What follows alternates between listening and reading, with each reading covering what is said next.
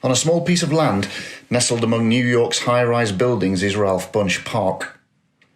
Opposite the park, the United Nations headquarters towers above.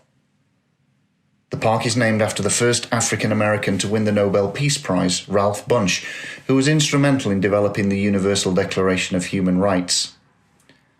On a wall in the park, words from the prophet Isaiah are carved in granite. They shall beat their swords into plowshares and their spears into pruning hooks. Nation shall not lift up sword against nation, neither shall they learn war any more. These words reflect the concept in the Judeo-Christian tradition known as shalom, but the concept exists in other religious and indigenous traditions too. It expresses God's vision for his kingdom where we live in right relationship with him, our neighbour, and all creation. It's a picture of the way our relationships, our families, our communities, and our world ought to be. The rights and freedoms expressed in the Universal Declaration point towards a world where we live in harmony and respect for one another, regardless of race, gender, religion, or social status. A world that reflects shalom. But there is a gap between these ideals and our current reality. And what does that reality look like? Well, far too often, fear, greed, and arrogance drive people to hurt others and deprive them of their rights. When this happens, it breaks down human relationships and tears apart our community's social fabric. It tears apart shalom.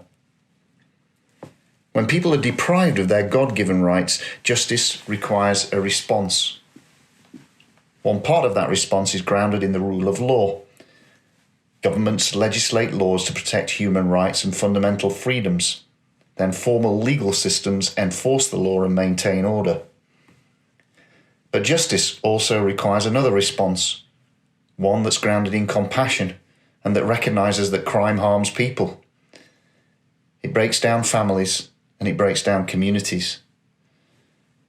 People most impacted by crime need to access justice that helps them recover and as much as possible to heal from the harm that they've suffered. Each morning around the world, fishermen drag their nets ashore after spending all night at sea. They sit on the beach and mend their torn nets, one mesh at a time. In the same way, justice requires people impacted most by harm, victims, offenders, and the community, to sit together and mend the torn netting of their relationships, to piece together their fractured communities. The Universal Declaration of Human Rights in Article 1 states this: all human beings are born free and equal in dignity and rights. While the law and courts protect these rights, restorative justice helps us recognise and respect one another's dignity. This vision of justice requires a collective effort to reform the criminal justice system so it protects human rights and repairs harm caused by crime. In their essay, Collective Impact, John Canier and Mark Kramer outline 5 conditions for a collective success towards social change. First, the group has a common agenda. The group has a shared vision for change with a common understanding of the problem and a collective approach to solving it. Second, the group has shared measurement systems. As part of this common agenda, the group agrees how to measure and report success and how they will make progress towards the objectives. Third, the group has mutually reinforcing activities that complement one another, so that combined efforts move the group's initiative towards the shared vision. Fourth, the group has continuous communication. All participants, non-profits, government agencies, businesses, universities, and civil society meet regularly to build trust, learn about and appreciate each other's motivation and individual contribution, and form a common vocabulary and understanding about how to work together.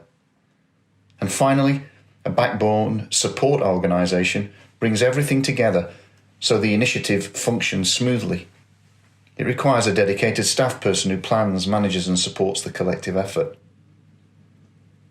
So my friends, I applaud you and I encourage you to continue your collective efforts to shape justice systems throughout Latin America so they have options grounded in compassion with potential to heal individuals, reconcile relationships and unite people.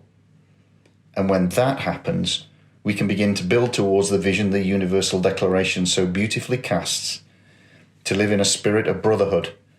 In other words, to live together in shalom.